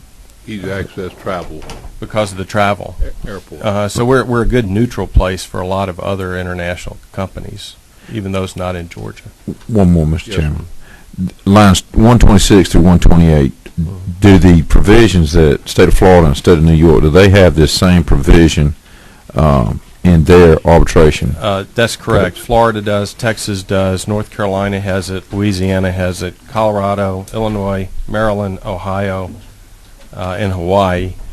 New York has not adopted this yet, and I'm supposed to appear before the New York bar in a couple of months because they're discussing adopting it wholesale sometime in the next year or two. Thank you. Thank you. Ms. Oliver. I've become a little bit confused, and I don't think this is a big issue because obviously the contracts are going to determine this, but the appeal rights are set forth under the Georgia Chapter 6, Title 5 here, which I don't think relates to the federal district court appeal rights. So if we're going only to, this sort of directs us to the state court here. In the regular domestic arbitration statute, I remember a provision being added in recent years that arbitration awards may be set aside if they're clearly contrary to the law. Manifest disregard of the law. Thank you. You're remembering that more than I am. On page 17, your 556 beginning there, you're setting out the provisions to set aside awards, and of course it wouldn't make any sense to put, I don't find that manifest disregard of the law language there, because what forum are you defining? Well, one of the reasons it isn't there is Georgia is in fact the only state in the country that has manifest disregard of the law as a ground for vacature for domestic arbitrations. That ground is at the federal level doesn't exist, and in fact would preempt any application of that ground in Georgia if the transaction is interstate commerce is involved at all, and that's true for any transnational commerce or international commerce as well. So you couldn't put manifest disregard of the law in here because it'd be immediately preempted by the federal law and by the convention. Thank you. That clarifies it to me. Thank you. Thank you. Mr. Lindsay? A few points, if I may. Getting back to, I'm not real sure why there's concern over 126 to 128, because that's my understanding of existing contract law, where if and it, one party isn't one party deemed to admit something if they are in a duty to speak, and if they don't speak, they're deemed to have admitted something. I mean, so I'm not real sure why there's concern. It's in that sort of the tenet that's being expressed here. If you have a duty to deny something and you don't deny it, then it's deemed admitted. Acquiesced, yeah. I mean, that's my understanding of the general law. So I really don't understand what the concern is on that one.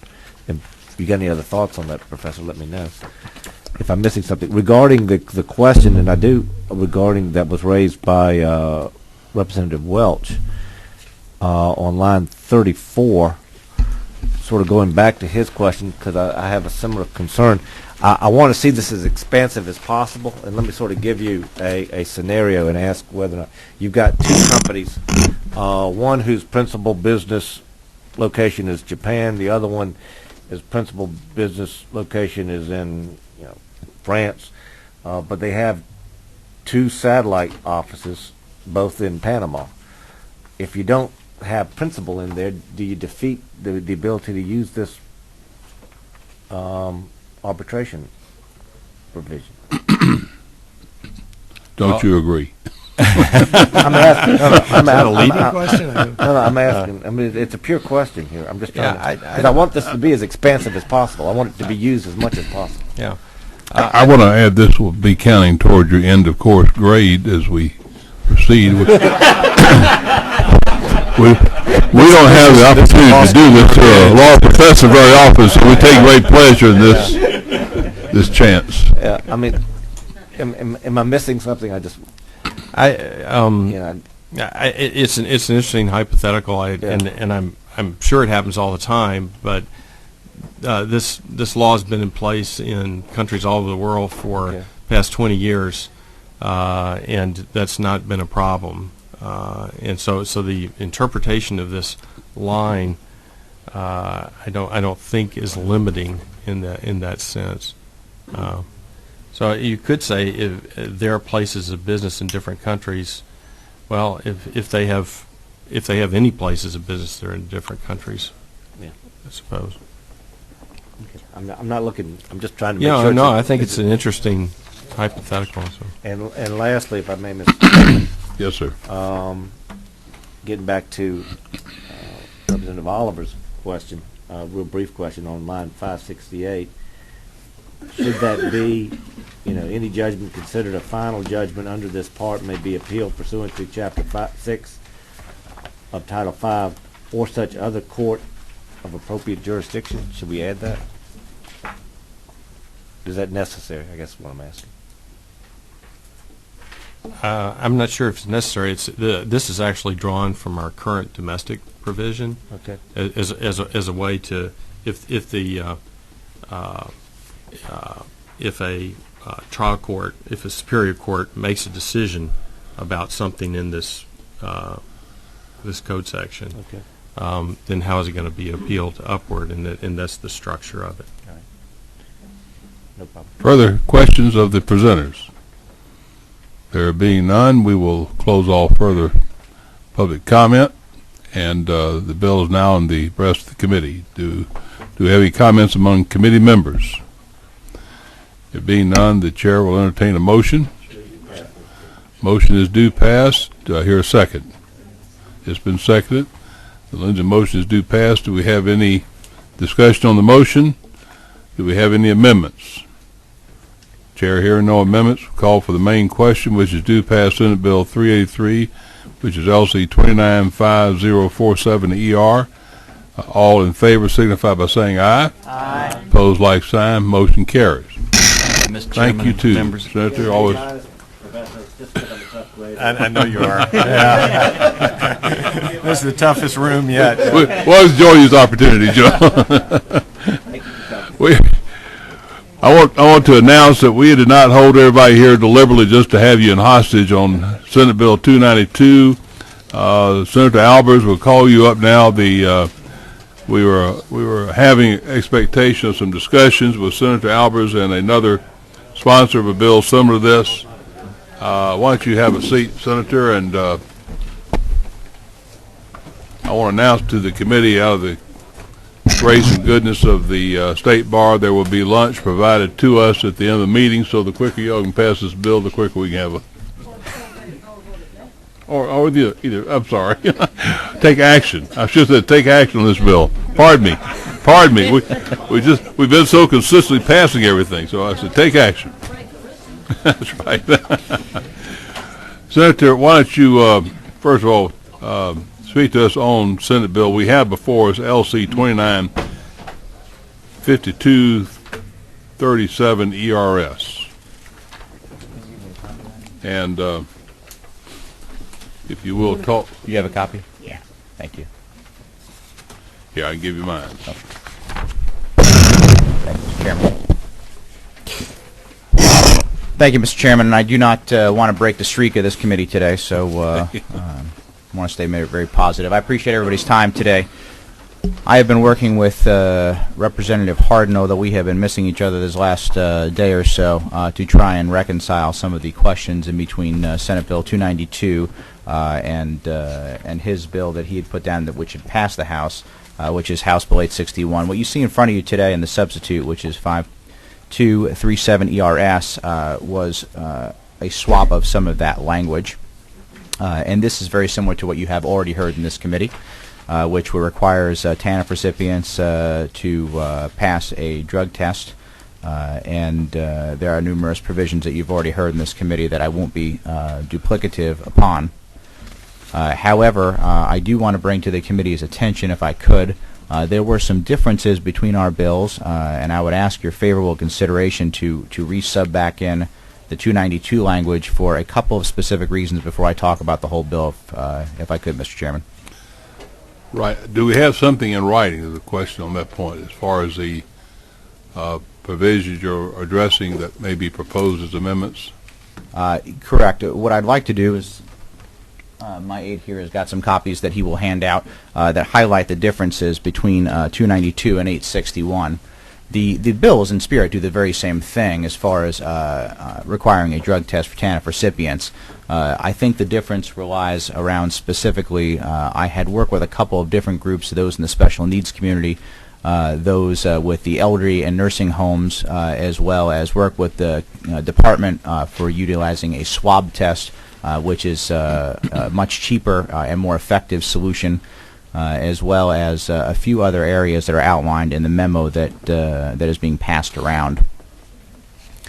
I also worked closely with legislators in Florida, as well as the Attorney General's office here and the Attorney General's office in Florida to assure that we specifically outlined any concerns related to HIPAA, which was put as part of their temporary injunction.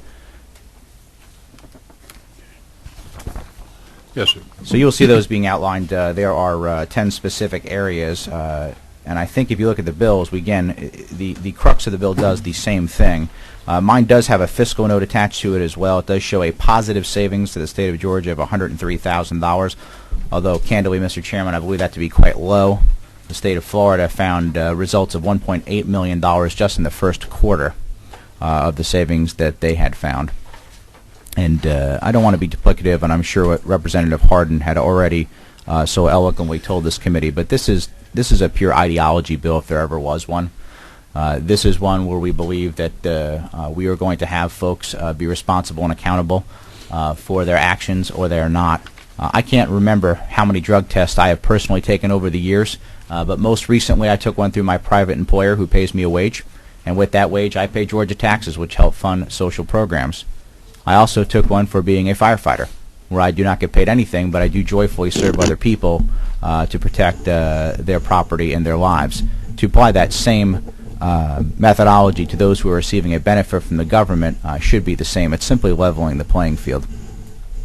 There may be a concern raised that the state of Florida has a temporary injunction on this bill, and that is correct, they do. We worked very closely to overcome, again, some of that language as it relates to HIPAA. And then the other concern anybody may have, I think, is clearly outlined in the 1996 Welfare Reform Act, which was passed by the Congress and signed into law by President Bill Clinton, that specifically authorizes the states to test TANF recipients for illegal drugs. I also want to bring up something very specific that you may have not heard. The state of New Jersey conducted a test or a sampling of their TANF recipients and illegal drug use, and came out with the following results: that those who were on the TANF system in New Jersey spent an average of 5.8 years. However, if they were using illegal drugs, they spent 12 years, more than double. And we, as stewards of the state's finances, have to make sure that we're using the state's money wisely, as well as we want to assure that state tax dollars would never go to fund illegal activity.